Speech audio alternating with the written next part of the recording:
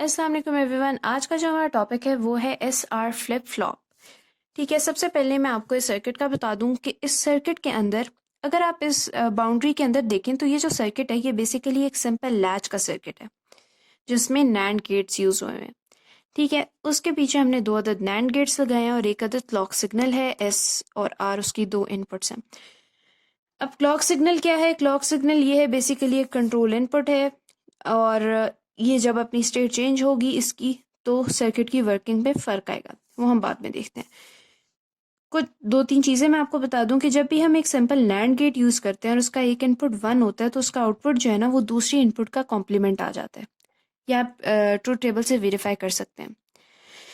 और जब भी आपके पास एक इनपुट 0 हो तो आपके पास जो आउटपुट है वो 1 आता है, चाहे दूसरा इनपुट जो मर्जी हो।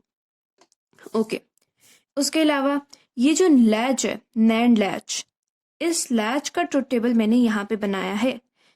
क्यों बनाया है? क्योंकि ये जो आउटपुट्स हैं हमारे Q एंड Q बार, ये आउटपुट्स हमारे S स्टार और R स्टार पे डिपेंड कर रहे हैं और S स्टार और R स्टार जो है वो इस लैच का हिस्सा है, तो इसलिए मैंने लैच का ट्रुथ टेबल बना लिया ताकि हमारे लिए ईजी हो जाए। और अगर देखें तो ये S स्टार और R स्टार S और R पे डिपेंड कर रहे हैं, तो ये सारा एक इंटरडिपेंडेंट सिनेरियो है। अच्छा, ट्रुथ टेबल मैंने कैसे बनाया? ये नैंड लैच का अगर आप लोगों ने वीडियो नहीं देखा तो आप पहले वो देख लें ताकि आपको इसकी सारी एक्सप्लेनेशन वगैरह मिल जाए वहाँ से। ओके, एक और चीज़ ये कि जो सर्किट्स के अंदर हमारी प्रीवियस स्टेट होती है उसको हम Q/T से रिप्रेजेंट करते हैं और जो नेक्स्ट स्टेट है उसको हम Q(T+1) से रिप्रेजेंट करते हैं। अब प्रीवियस स्टेट क्या होती है कि प्रीवियस आउटपुट, ठीक है। नेक्स्ट स्टेट क्या होती है कि न्यू इनपुट्स के लिए जो आउटपुट्स आया है वो नेक्स्ट स्टेट है और जो प्रीवियस इनपुट्स के लिए जो आउटपुट था वो प्रीवियस स्टेट है। ओके, अब सबसे पहले तो हम देखते हैं कि ये मैंने लिख दिए कॉम्बिनेशंस।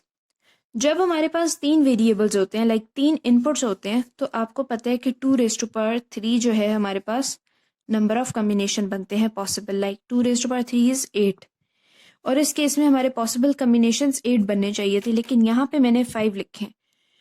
और वो मैंने क्यों लिखे हैं? इसलिए लिखे हैं क्योंकि क्लॉक की ना बेसिकली यहाँ पे या तो क्लॉक की वैल्यू 0 हो सकती है या क्लॉक की वैल्यू 1 हो सकती है। ठीक है, जब क्लॉक की वैल्यू 0 होगी तो हम देखते हैं कि क्या होगा। ओके, तो जब हमारे पास क्लॉक की वैल्यू 0 होगी तो S स्टार और R स्टार जो है वो 1-1 हो जाएंगे। 1-1 क्यों होंगे? क्योंकि हमने कहा कि जब भी नैंड गेट की एक इनपुट 0 है तो आउटपुट में 1 आएगा। तो क्लॉक 0 है जो कि इधर भी फीड हो रहा है और इधर भी फीड हो रहा है, तो आउटपुट में ऑटोमेटिकली 1 आ गया। ठीक हो गया। अब यहाँ पे हम स्टोर कर देते हैं कि हमने फाइंड किया कि जब भी क्लॉक 0 है तो S स्टार और R स्टार की वैल्यू क्या आएगी? 1-1 आएगी। अब हम ये जानते हैं कि ये जो आउटपुट्स हैं ये किस पे डिपेंड कर रहे हैं? ये S स्टार और R स्टार पे कर रहे हैं। ठीक है, जब S स्टार और R स्टार की वैल्यू 1-1 आ गई तो आउटपुट क्या होगा?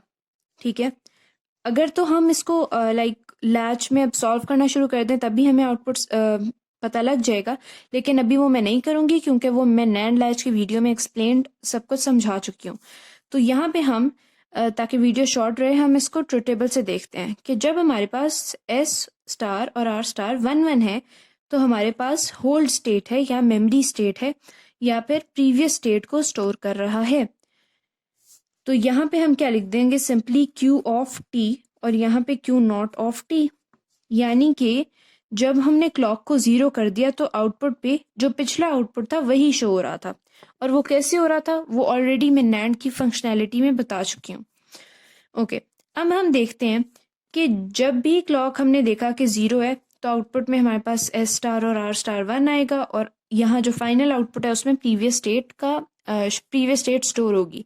ठीक है, और पिछला आउटपुट ही शो होगा। इसीलिए यहाँ पे मैंने X लिख दिया, XX लिख दिया R की जगह और S की जगह। XX means don't care condition. अब डोंट केयर कंडीशन का क्या मतलब होता है कि चाहे S की वैल्यू 0 हो या R की वैल्यू 0 हो या इनका कोई भी कॉम्बिनेशन हो, अनटिल एंड अनलेस क्लॉक की वैल्यू 0 है तो आउटपुट हमेशा यही रहेगी, चाहे S की वैल्यूज को कुछ भी होता रहे। जैसे कि हम इस नैंड गेट में अगर देखें तो हम इस X को डोंट केयर भी कह सकते हैं कि जब तक 0 है एक इनपुट तब तक 1 होगी output, irrespective of the value of x.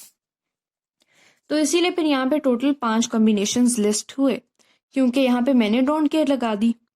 Okay, तो इस स्टेट को हमने क्या कहा था, मेमोरी स्टेट, या आप कहते हैं होल्ड स्टेट, ठीक है, होल्ड, मेमोरी, लैच, व्हाटएवर। अब हम आगे देखते हैं। जब हमारे पास क्लॉक सिग्नल 1 हुआ तो यहाँ पे हम देखते हैं, क्योंकि ये नैंड गेट में जा रहा है तो हम नैंड गेट में देखते हैं कि जब एक इनपुट 1 हो तो क्या होता है। जब एक इनपुट 1 हो तो हम उस इनपुट को इग्नोर करते हैं और दूसरी इनपुट के आउटपुट जो है उसका कॉम्प्लीमेंट आता है। I mean, दूसरी इनपुट का जो कॉम्प्लीमेंट है वो आउटपुट में आएगा। अब अगर हमारे पास क्लॉक सिग्नल 1 है तो यहाँ पे जो आउटपुट्स आ रहे होंगे ना वो एस और आर के कॉम्प्लीमेंट्स आ रहे होंगे, ठीक है, जैसा कि यहाँ पे हमने देखा। अब हम देखते हैं कि जब हमारे पास एस 0 है और आर 0 है तो एस स्टार क्या होगा, 1 होगा, और आर स्टार क्या होगा, 1 होगा। 1 1 क्यों होगा, क्योंकि मैंने कहा कि जब भी एक इनपुट 0 है नैंड गेट की तो उसकी जो आउटपुट होगी वो दूसरी इनपुट का कॉम्प्लीमेंट आएगा। दूसरी इनपुट एस है तो यहाँ पे कॉम्प्लीमेंट 1, दूसरी इनपुट आर है तो यहाँ पे कॉम्प्लीमेंट 1। और अगेन ये हमें पता है कि ये कौन सी स्टेट है, ये आपके पास होल्ड स्टेट है, मेमोरी स्टेट है, लैच स्टेट है। ये Q bar T, Q of T and Q bar of T plus T, ठीक है, यानी इसने प्रीवियस आउटपुट ही शो करनी है इस कॉम्बिनेशन के लिए भी। अब हम आगे देखते हैं कि जब, अब हम यहाँ पे क्लॉक को नहीं देख रहे क्योंकि हमें पता लग गया कि जब एक इनपुट 1 है हमने दूसरी की कॉम्प्लीमेंट आएगी आउटपुट में। अब देखें कि जब आपके पास S0 है इसका मतलब S बार में क्या आया, 1, और R1 है तो R बार में क्या आया, या R स्टार में क्या आया, 0। अब हम इस टेबल में देखते हैं कि 1 0 के लिए आउटपुट्स क्या हैं। आउटपुट है Q 0 है और Q नॉट 1 है, Q 0 Q नॉट 1। और इस स्टेट को क्या कहते हैं, रीसेट। रीसेट हम क्यों कहते हैं, जब भी आपके पास आउटपुट 0 आ जाती है ना तो आप कह देते हैं कि रीसेट स्टेट है, यानी जो आपका सर्किट है वो रीसेट हो गया। सिमिलरली जब आपके पास S1 है और R 0 है तो हमने क्या कहा था कि जब भी एक इनपुट 1 हो यानी क्लॉक सिग्नल 1 है तो जो आउटपुट होगी, यानी इस केस में आउटपुट अभी हमारे पास S स्टार R स्टार है तो आउटपुट में दूसरी इनपुट का कॉम्प्लीमेंट आएगा। तो S की जगह यहाँ पे हम लिख देते हैं S स्टार में 0, क्योंकि 1 का कॉम्प्लीमेंट 0 है और 0 का कॉम्प्लीमेंट 1 है। तो अब 0 1 के केस में हम देखेंगे कि Q 1 है और Q नॉट 0 है, Q 1 है Q नॉट 0 है। और इस स्टेट को हम कहते हैं सेट। सेट तब कहते हैं जब आपके पास जो मेन आउटपुट है वो 1 आ जाए, दूसरा तो बेसिकली आउटपुट का कॉम्प्लीमेंट ही है। तो मेन आउटपुट जब भी आपके पास 1 होगा तो हम उसे कहते हैं सेट स्टेट। ओके, अब हम देखते हैं यहाँ पे S है, यहाँ पे R है, तो सिंपली S स्टार और R स्टार में हम इनके कॉम्प्लीमेंट्स लिख देंगे, ठीक है। और ये नहीं कि हर दफ़ा ही आई मीन टू से कि कॉम्प्लीमेंट्स आएंगे। यहाँ पे हमने पूरा एनालाइज किया कि जब भी एक इनपुट 1 होगा तो आउटपुट में दूसरे की कॉम्प्लीमेंट आएगी, इसीलिए हम यहाँ पे कॉम्प्लीमेंट्स लिख रहे हैं। और जो हम कह रहे हैं ना कि आउटपुट में कॉम्प्लीमेंट्स आएंगी, वो आउटपुट अभी हम इसकी बात कर रहे हैं, प्राइमरी आउटपुट। ये है हमारा सेकेंडरी आउटपुट, ये प्राइमरी आउटपुट, या आउटपुट 1 कह लें, इसको 2 कह लें। तो इसमें हम अभी आउटपुट 1 की बात करें कि जब आपके पास S1 है तो क्लॉक 1 है तो दूसरी इनपुट का कॉम्प्लीमेंट आएगा। तो S स्टार में 0 आ गया, R स्टार में भी 0 आ गया। अब इस टेबल से देखते हैं कि क्योंकि अब ये लैच में एंटर हो गया, बेसिकली ये इनपुट्स लैच की बन गई और ये आगे लैच ही है, तो हम लैच के ट्रुथ टेबल से देख लेते हैं। 0 0 आया तो स्टेट को हम कहते हैं नॉट अलाउड, ठीक है, और आउटपुट आपके पास होती है 1 1 और स्टेट होती है नॉट अलाउड। ये हमने पहले भी देखा था कि नॉट अलाउड इसलिए होती है क्योंकि Q और Q कॉम्प्लीमेंट को असूलन एक दूसरे का उलट होना चाहिए, लाइक ऑपोजिट होना चाहिए।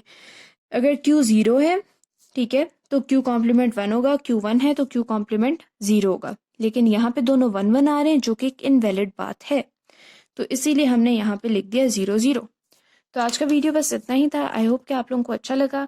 अगर अच्छा लगा तो इसको लाइक करें और चैनल को सब्सक्राइब करें। Thank you.